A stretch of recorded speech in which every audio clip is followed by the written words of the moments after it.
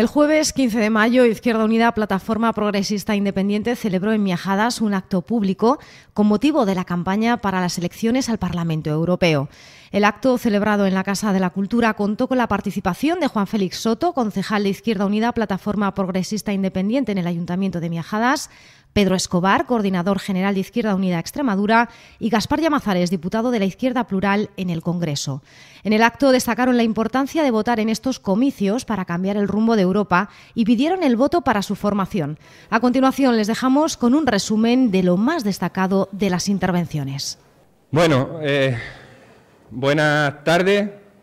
Voy a coger la máquina de leer, porque luego no sé qué hacer con ella ni dónde ponérmela, pero bueno. Muchas gracias a todos y a todas por haber venido. Yo sé que es complicado y difícil tomar una decisión así, entre el debate del siglo y venir a un acto de unos mindunguis como nosotros, pues es difícil la elección. Pero bueno, fuera broma, gracias por haber venido. Yo tenía intención de prepararme el acto, pero como sabéis cómo andamos de trabajo últimamente, pues ha sido todo, y al final es casi mejor, porque así hablo un poco menos, ¿no?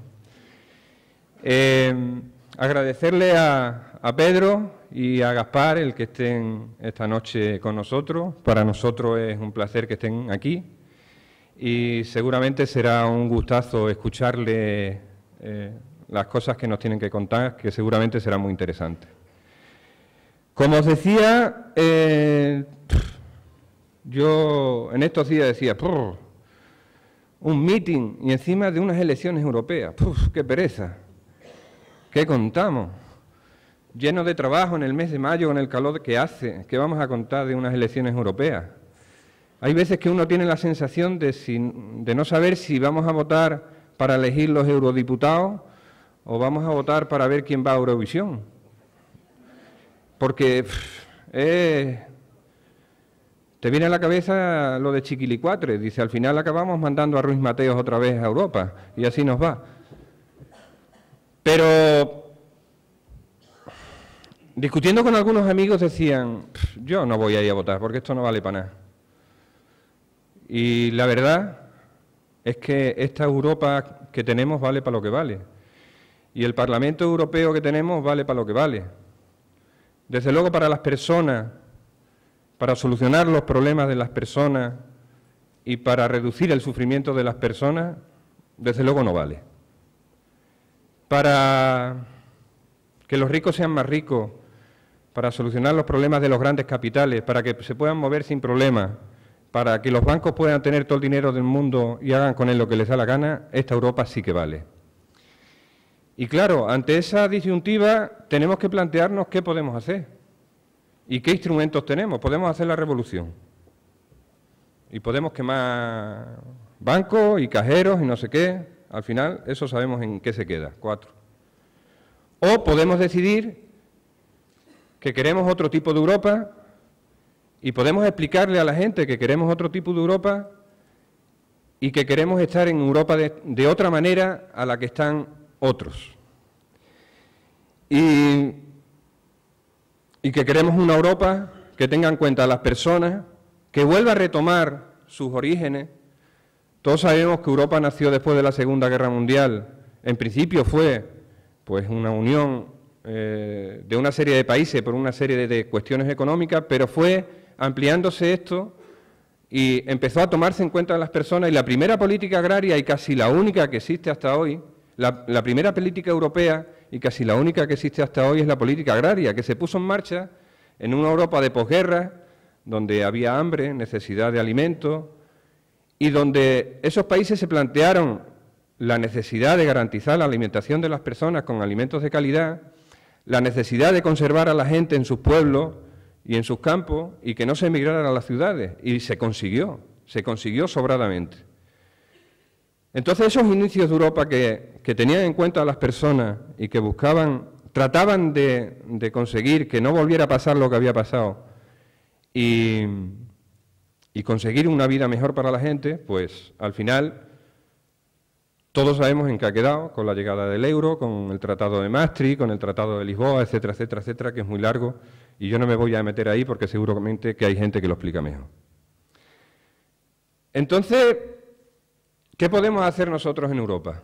Una fuerza pequeña como nosotros. Y yo estaba tratando de cómo explicar esto. Y al final se me ocurrió que el símil puede ser el Ayuntamiento de Miajada, que es algo que conocemos la mayoría de nosotros. El Ayuntamiento de Miajada es un ayuntamiento que tiene 17 concejales, Izquierda Unida tiene un concejal, que soy yo. Servidor, como dicen en mi pueblo. Y un ayuntamiento con mayoría absoluta del PP.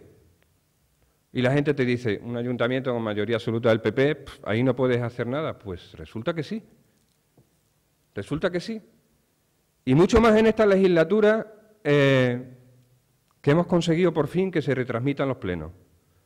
Y que hemos conseguido por fin, a pesar de que siempre nos hemos estado forzando haciendo revistas, haciendo folletos, haciendo reuniones, sabíamos a quiénes llegábamos. Y nos hemos dado cuenta que cuando hemos conseguido que se retransmitan los plenos, hay muchísima gente del pueblo que los ve y hay muchísima gente del pueblo que reconoce nuestro trabajo y que se asombran las cosas que podemos hacer con un concejal de 17. Y hay mucha gente que viene, y otra cosa que hemos conseguido, primero, hacernos visibles, y segundo, ser voz de los que nunca han tenido voz en este pueblo, que siempre lo hemos intentado pero nunca lo conseguíamos. Y hay mucha gente que viene a contarte su problema, desde un problema enorme que le tienes que decir que, bueno, que es muy difícil, que puedas hacer algo por él, por desgracia, darle un trabajo, un desahucio, una hipoteca, en fin, problemas gravísimos. Y todas las semanas tenemos gente así. Hasta gente que viene con sus pequeños problemas, de que tiene un vecino que tiene unos perros, de que tiene un bache en la calle, de que, etcétera, etcétera, etcétera, de que hay malos olores en su calle, y vienen y te lo cuentan. Y tú le dices, ¿y has ido al ayuntamiento y se lo has dicho al alcalde o a los concejales? Dije, sí, sí, pero yo quiero que tú lo digas en el pleno. Y si por alguna razón a ti se te olvida decirlo en el pleno, a los pocos días te ve y te dice, que no lo dijiste. Y le dices, pues tienes razón, se me olvidó, pero no te preocupes que en el próximo lo dice.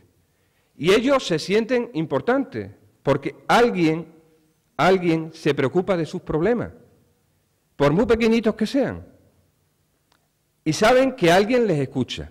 Otra cosa es cuando lleguen las elecciones.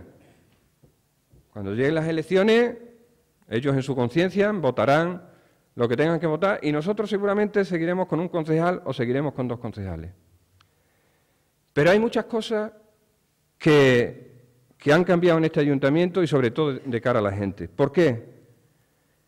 Porque nosotros, aparte de ser voz de los sin voz, hemos aprovechado, cuando nos hemos dado cuenta de que la gente nos escucha, para denunciar todo aquello con lo que no estamos de acuerdo. Hemos aprovechado para hacer pedagogía y explicarle a la gente el porqué de las leyes que se aprueban a nivel nacional y cómo nos repercuten a nosotros como miajadeños y como habitantes de un pueblo. Por ejemplo, la ley de estabilidad presupuestaria, que nadie sabía lo que era y le tenemos que explicar a los ciudadanos que un ayuntamiento como el de Miajada, que tiene 8 millones y pico de presupuesto, que son tan prudentes, que ingresan el 90 y tantos % de esos 8 millones, pero solo se gastan el 70 o el 80, con lo cual tenemos un ahorro, un remanente, todos los años de 1 millón y pico de euros. Actualmente tenemos un ahorro de 2.750.000 euros y que por esa ley no nos podemos gastar.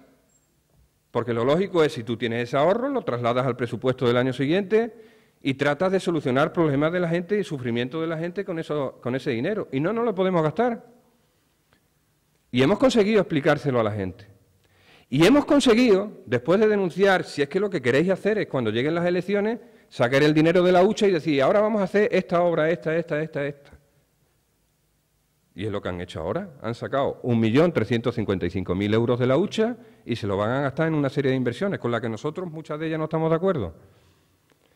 Pero hemos conseguido que mucha gente se entere de esas cosas. Y son cosas importantes. Entonces, por eso os decía, y hemos conseguido que la gente escuche nuestras propuestas y que sepan que Izquierda Unida no somos un grupo de cascarrabias ni de petardos que siempre están en contra de todo. Hemos conseguido explicar el por qué estamos en contra de las cosas y cuáles son nuestras propuestas y alternativas. ¿Y cómo hemos hecho esto? Con muchísimo trabajo, claro. En el último pleno, que duró, no sé si fueron 50 minutos, una hora, nosotros utilizamos 40 minutos del pleno. ¿Por qué? Porque no lo habíamos trabajado.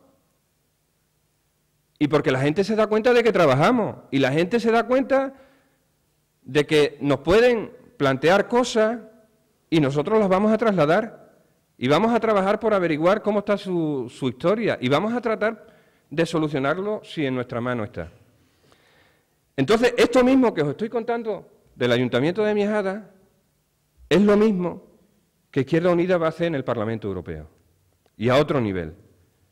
Por supuesto que la empresa es muy dura y supone mucho trabajo y supondrá mucho tiempo.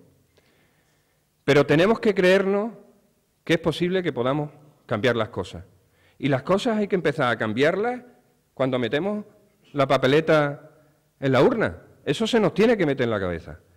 Aparte de que podamos hacer todo tipo de acciones y de que tengamos que estar en la calle y de que tengamos que manifestarnos y de que tengamos que denunciar y de que tengamos que decirle a quien tengamos que decirle lo que tengamos que decirle, pero lo importante es meter la papeleta en la urna. ¿Por qué? Porque otros lo tienen muy fácil, porque otros saben que el 80 o el 90% de su electorado van a ir a votar y les van a votar a ellos, aunque cobren sobresueldo, aunque sean unos delincuentes y unos sinvergüenzas, aunque los metan en la cárcel, aunque pongan un burro al frente, no digo que Cañete sea un burro, al frente de las listas, la gente le va a seguir votando. Pero nosotros nos lo tenemos que trabajar y nos tenemos que creer que el que metamos el papelito en la urna sirve para cambiar las cosas.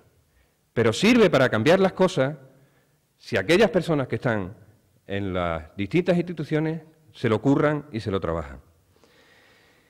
Y yo voy a tratar de acabar.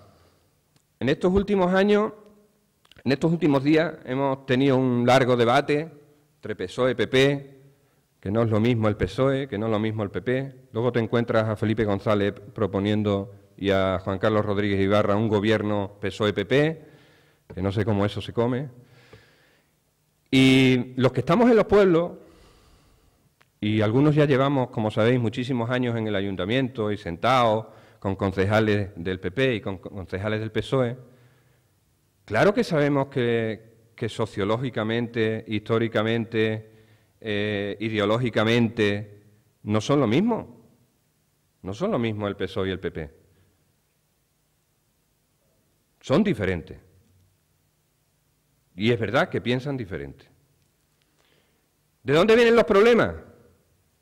Cuando tenemos un gobierno de uno u de otro a nivel nacional o a nivel regional. ¿Por qué? Pues porque se transforman completamente y lo que en relaciones privadas contigo, a la hora de plantear mociones, preguntas, ruegos, etcétera, te reconocen que tienes razón, en el Pleno, ni en las instituciones, ni públicamente, jamás van a reconocer que tengan razón. Y si desde arriba les dicen que tienen que decir amén, dicen amén y levanten la mano cuando lo dicen. Bueno, hay alguno que tiene tan pocas luces que incluso se equivoca en eso, pero bueno. En eso sí son lo mismo.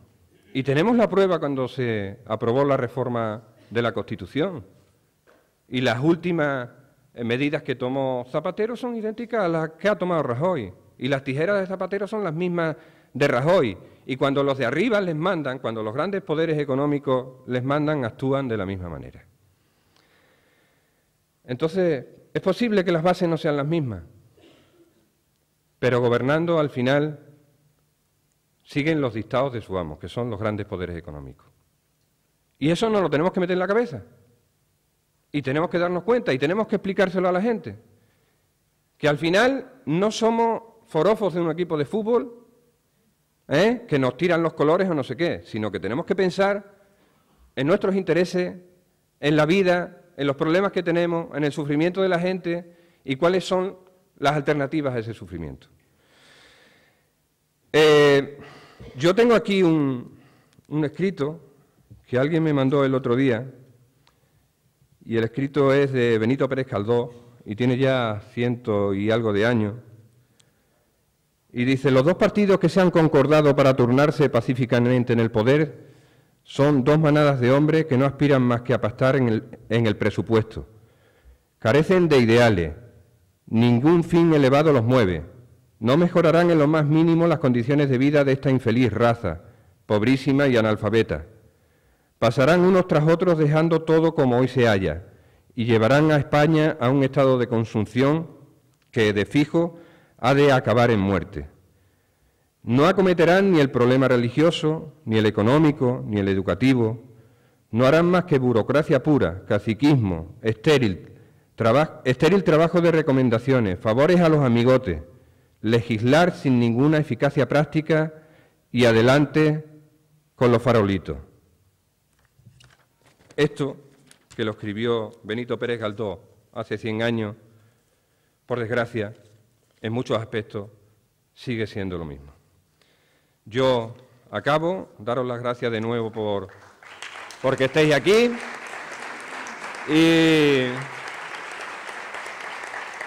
y a continuación hablará Gaspar, porque, bueno, sabéis que en estos días, suponemos, lleva una vida muy ajetreada.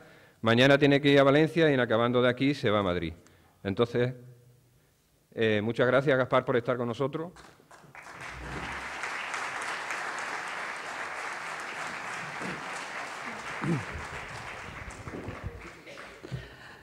Aunque parezca una perversión y pueda estar en el libro de enfermedades, a mí me gustan las campañas electorales bastante más que el Congreso de los Diputados. Y eso que a mí me gusta el debate parlamentario, pero las campañas electorales bastante más. Me gusta estar al aire libre y no estar entre paredes.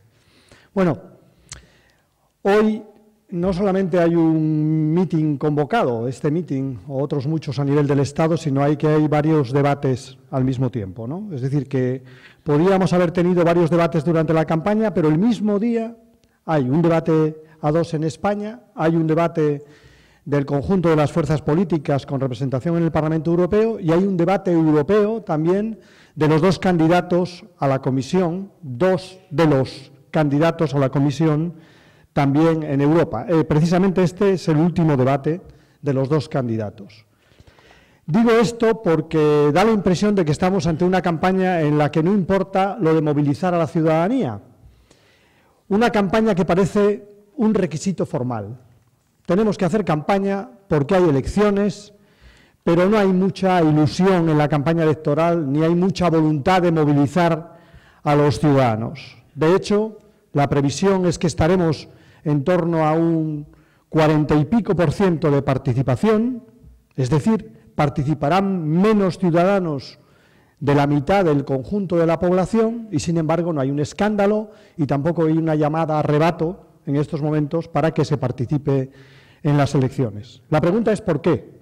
¿Por qué esta campaña electoral, cuando Europa arde, esta campaña electoral es una campaña electoral congelada? Bueno, pues en parte por eso, ¿no? Porque se intenta poner sordina quizás a la mayor crisis social que ha vivido Europa a lo largo de los últimos años.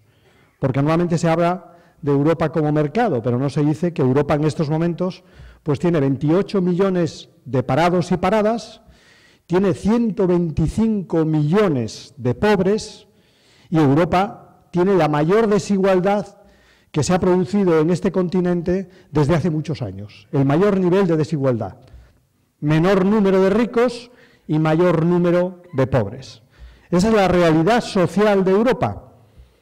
Y he de decir que no solamente nosotros comenzamos hablando de los problemas de los ciudadanos, sino que esta es la típica iniciativa de, por ejemplo, la extrema derecha europea, lo que ellos llaman el eurorealismo. Ellos comienzan dibujando los males de Europa, inmediatamente empiezan a señalar culpables. culpable Europa, culpable la burocracia, culpable el trabajador que está a tu lado, culpable el inmigrante. Esa es la política y el discurso de la extrema derecha, que además es, de nuevo, para alguno de los partidos mayoritarios el enemigo a batir, ¿no? De nuevo nos dirán, estas elecciones son las elecciones de más Europa frente a menos Europa, de más europeísmo frente a nacionalismo, populismo, extrema derecha. Pues yo os digo que ese no es el debate de estas elecciones europeas. Con ser preocupante, esa realidad es solamente una parte. Yo lo definí esta mañana en la rueda de prensa como la ocupación de Europa. Europa en estos momentos sufre una ocupación, está siendo ocupada, no mediante el método habitual del ejército y la guerra, como lo fue en su momento en los años 30-40, sino a través de la ocupación económica. Europa está siendo ocupada por la especulación financiera, por los acreedores, por ejemplo, de los trabajadores y de los ciudadanos europeos, por los grandes bancos, las grandes finanzas, y con la ayuda de la llamada Troika, que son las instituciones europeas, el Fondo Monetario Internacional, el Banco Central Europeo, y con la complicidad de los gobiernos. Se podría decir, al estilo también del gobierno Petén, que en Europa hay gobiernos cómplices de la ocupación, que están favoreciendo y apoyando la ocupación de Europa. La ocupación de los especuladores, la ocupación del 1% más rico de Europa sobre el 99%. Esta no es solamente una ocupación territorial, es una ocupación social, es una ocupación cultural y, por tanto, es una ocupación, llamémosle en términos de la guerra, incruenta, pero con efectos muy negativos. Alguien decía recientemente en un libro que la austeridad mata. Bueno, la austeridad enferma y la austeridad también tiene víctimas, ¿no? Y Europa en estos momentos está sufriendo esa ocupación con una bandera, la bandera de la austeridad. Pero esa austeridad que, por ejemplo, para la gente de izquierdas siempre ha sido un valor positivo, no utilizar más recursos naturales de los necesarios, no utilizar tampoco más presupuesto del necesario, no despilfarrar, oculta algo mucho más perverso. No es austeridad, es ley del embudo. Es lo ancho para unos pocos, lo ancho para el capital financiero, lo ancho para el 1% de la población y lo estrecho para el resto, para la inmensa mayoría de los ciudadanos. Eso es lo que está sufriendo en estos momentos Europa y es a lo que nos enfrentamos en esta campaña electoral. Un golpe de los mercados contra la democracia y contra los derechos sociales de los europeos. Una ocupación del territorio, una ocupación de la democracia por parte del sector financiero, por parte de una minoría que ha visto en la crisis una oportunidad. Hay quien dice, nunca desaproveches una buena crisis. Bueno, pues ellos consideran que esta crisis no se puede desaprovechar para vengarse de las conquistas de los trabajadores europeos, de los ciudadanos europeos, en materia de empleo, en materia sanitaria, en servicios sociales, en pensiones. Dice el señor Cañete, y hoy lo ejecutará en el debate que va a tener con la señora Valenciano, que yo creo que es fundamentalmente un debate tramposo, y os digo por qué. Porque en el debate que hubo entre Schulz y Juncker, los dos grandes candidatos del Partido Conservador Europeo y del Partido Socialdemócrata, ¿sabéis lo que dijeron al final, entre risas, entre ellos? Es que podríamos intercambiar los programas. Dijeron eso. No lo digo yo, ni lo dice Felipe González. Dijeron, podríamos intercambiar los programas. Y os pongo dos ejemplos que son fundamentales en el debate europeo sobre la crisis. Primero, de acuerdo en la política de austeridad. Los dos. El principal objetivo es acabar con el déficit público. Eso tiene su derivada. La derivada es recortes, copagos y privatizaciones. Los dos de acuerdo en acabar con el déficit público como prioridad frente a la reactivación económica, frente a la inversión, frente a las políticas sociales. Pero hay un segundo acuerdo también muy importante. Dijeron los dos que no estaban de acuerdo, porque además son de dos países centrales de la Unión Europea, dos países que tienen muchos prejuicios con respecto a la deuda de los países del sur, dijeron que no estaban de acuerdo en comunitarizar la deuda de los países del sur. Y eso que parece algo muy complejo, lo de comunitarizar la deuda, es muy fácil. Estados Unidos ha tenido una quiebra de bancos. ¿Vosotros habéis visto que haya habido en Estados Unidos un problema desde el punto de vista de la deuda, desde el punto de vista fiscal, para absorber esa crisis bancaria? No han tenido problema. ¿Qué han hecho? Han utilizado la Reserva Federal de los Estados Unidos, que es de todos los Estados Unidos. Han tirado de la manivela del dinero y han resuelto el problema. ¿Qué pasa en Europa? En Europa, mientras no comunitaricemos la deuda, mientras el Banco Central Europeo sea el Bundestag, mientras el euro sea un marco vestido de euro, de la carterana, pues lo que ocurrirá es que tendremos que pagar esa deuda en el mercado privado. O hay planificación económica intentando adelantarse a lo que ocurre a 5, 10, 20 años, o hay liberalismo. Por un pasillo vamos a un sitio, por el otro vamos a otro. Por un sitio vamos hacia la libertad de la gente, hacia recuperar el bienestar, y por otro vamos a ser todos fieles del Dios mercado. El Dios mercado manda, la oferta, la demanda. Cuando una cosa abunda, baja el precio. Cuando hay escasea, sube, tal. Liberalismo o intervención, como los planes Marshall y todas esas cosas, sí. Inversión pública, claro que sí. Otra cosa por la que tenemos que se decide. ¿Quién pone dinero para que haya inversión pública? ¿O esperamos a los negociantes, a los fondos buitres, esperamos a los fondos de inversión, que cuando vean que hay tomate, pues invertirán, y cuando no, el dinero resulta que no se pudre, la madre que parió. El dinero no se pudre en el banco, espera allí y aguanta un año y otro y espera. No le pasa como a otras cosas, ¿verdad? Así que, planificación o liberalismo, inversión pública o el mundo de los especuladores o especulación. Hay que elegir entre esas dos cosas. Política fiscal. Pues, oye, Pedro, todo el mundo queremos que haya inversión pública, tal y cual, sí, pero hace falta dinero. ¿De dónde sacamos el dinero? De donde lo hay, que hay mucho. Que nadie ha hecho picón ni enciende la barbacoa con billetes de 500 euros. No, el dinero no ha desaparecido, está. ¿Qué ocurre? Lo que pasa es que está mucha parte de ello en los paraísos fiscales. Y entonces en Europa hay varios paraísos fiscales que habrá que meterles mano, ¿no? ¿Qué pasa con San Marino, con Liechtenstein, con el propio Luxemburgo, es un gran paraíso fiscal, con Andorra, con Gibraltar? Entonces, hace falta una política fiscal en Europa que haga recaudar más de donde hay más y que acabe con el fraude, y las cosas no van por ahí. Lo que hizo Zapatero en su día y después Rajoy, porque en fin, ya sabéis que el tren de los recortes lo puso en marcha Zapatero, le metió la primera y la segunda, y cuando el coche va en segunda, ¡boom!, qué bien, te coge la tercera y corre más. Pero eso es lo que hizo después Rajoy. O sea que la cosa es así de sencilla, compañero. No creáis que me estoy inventando nada. Pues para que haya política fiscal y tener recursos, y que se paguen las pensiones, y que haya médicos suficientes, y que haya profesores suficientes, y todas esas cosas, hay que recaudar una política fiscal distinta. Voy por 3 cosas. Estoy acabando ya.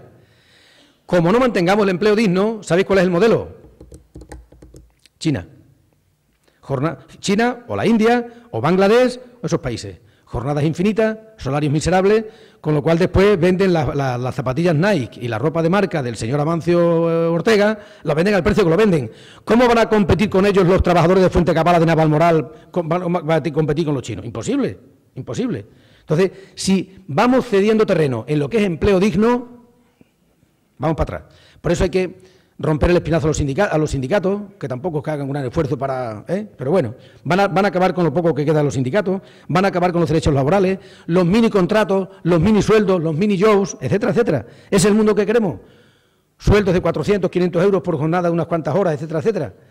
Lo que le pasa a casi todos los chavales, que después de prepararse y de saber mucho, pues el que consigue trabajar por 1.000 euros, pues, tío, eso es casi decir qué suerte tiene. Lo de 1.000 euristas es casi un lujo. Y acabo. Protección social. Mientras todo eso ocurre, Pedro, muy bonito, sí, vale, todo lo que tú quieras, eso está muy bien. Pero eso va a tardar, ¿verdad? Porque estamos en lo que estamos. Mientras tanto tiene que haber protección social. La gente no puede tener pánico, no puede tener miedo a quedarse con una mano delante y otra mano detrás. Y por eso no se puede tocar el sistema de pensiones, y tiene que haber un sistema de rentas de inserción mínimas que protejan a la gente, etcétera, etcétera.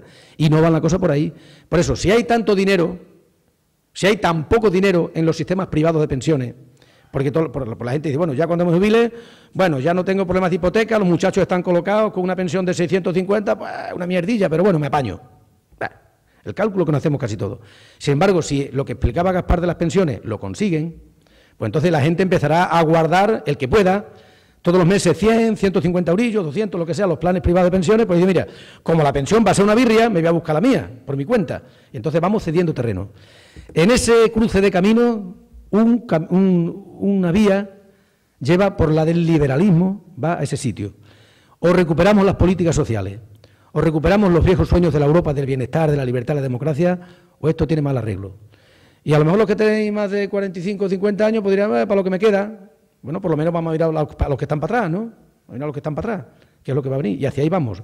Porque el modelo es relaciones laborales a la americana. Derechos laborales y derechos sociales como en Bangladesh, la India, etcétera, etcétera. Sueldos del tercer mundo como los de Marruecos. Y todo lo que era el sueño de Europa, del bienestar, ese espacio en el que se puede vivir bien y se puede ser feliz y se puede ser libre, todo ese sueño lo contarán en el futuro como una cosa que ocurrió una vez en Europa, pero seguramente vamos hacia atrás. Y en Extremadura nos importa mucho. Permitidme que os diga una cosa a los tomateros y los que queráis maíz y esas cosas. Como se firme el Tratado de Comercio, de Libre Comercio con Estados Unidos, va a haber problemas con el arroz, con el maíz fundamentalmente. El otro día Billy Meyer explicaba que el tamaño medio de las exportaciones agrícolas de Estados Unidos y de Argentina y Canadá, el tamaño medio, es 18 veces más grande que el tamaño medio de la explotación agrícola de esta tierra.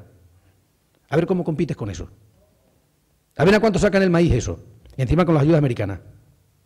Luego, cuando las fábricas de pienso compren maíz, ¿se lo van a comprar a la cooperativa San Isidro o van a meter 3 barcos desde Lisboa o desde Sevilla que lo traen desde Estados Unidos? Porque somos todos así un poco cabritos. Esto nos parece muy mal, pero si encontramos una cosa más barata la compramos. Todos compramos en los chinos, todos compramos cuando hay oferta, todos compramos las cosas. Eso es el comportamiento humano, no podemos cambiar la naturaleza humana. Y está claro que después sería... El arroz, llegará muchísimo arroz de países africanos, de países del sudeste asiático, que lo producen a unos precios miserables, porque viven en condiciones miserables, sin derechos humanos, sin derechos laborales, y luego a ver cómo competimos con ese arroz aquí, que tiene una trazabilidad que sabemos cómo se ha cultivado, con determinadas condiciones sanitarias y con respeto al medio ambiente, y con algunos conservando algunos precios que le hacen vivir. Cuando llegue eso, cuando llegue la selva, el pequeño guepardo es muy heroico, pero llega el rey de la selva y después que está viendo, venga, tú cázalo que ahora me quedé yo con la presa. Yo es que eso reconozco que esos programas me gustan bastante, pero alguien que está rascándose la barriga, tú consigues la presa que ahora me la quedaré yo. Y te cabreas, pero eso es así, eso es lo que hay. Eso es el liberalismo económico, compañeros. Y yo creo que lo que diferencia a los seres humanos de otro tipo de seres es que somos capaces de ocuparnos de los más débiles. Sí, eso no ocurre en ninguna especie. Pero si nosotros nos olvidamos de eso y somos capaces de equilibrar las diferencias y de que haya más igualdad, nos iremos pareciendo cada vez más a esas especies de las que supuestamente somos nosotros tan superiores. Y en Extremadura está sobre todo el tema del campo, pero hay otras muchas cosas, la infraestructura, el crédito, no hay banca pública, se la han cargado, las cajas de arroz se perdieron, Caja Rural está por ahí. Si no conseguimos todas esas cosas, compañeros, de verdad que creo que es preocupante el mundo para las generaciones futuras. Entonces yo creo que hay muchos motivos para no pasar de las elecciones, para participar, para acercarse ese día. Porque efectivamente el 80% de casi todo lo que se decide allí. Y si la música que no nos toca, que tocan no nos gusta, porque es un baile que no nos va, vamos a intentar conseguir que se cambie, compañero. De verdad, vamos a intentarlo. Y no quiero añadir más, no quiero meterme más en que si el PSOE y el PP son parecidos, o son iguales, o son diferentes, no sé cuánto. Hace mucho tiempo yo me acuerdo, yo siempre pongo el ejemplo de una película. ¿Quién vio la película Forrest Gump? Vale. Pues el chaval le decía a otro, dice, mi mamá dice que es tonto el que hace tonterías. Pues yo digo que es de derechas el que hace políticas de derecha. Se llame como se llame. Y en este momento, en Europa, están gobernando juntos en 11 países. En 11 países, compañeros. Están gobernando juntos en 11 países.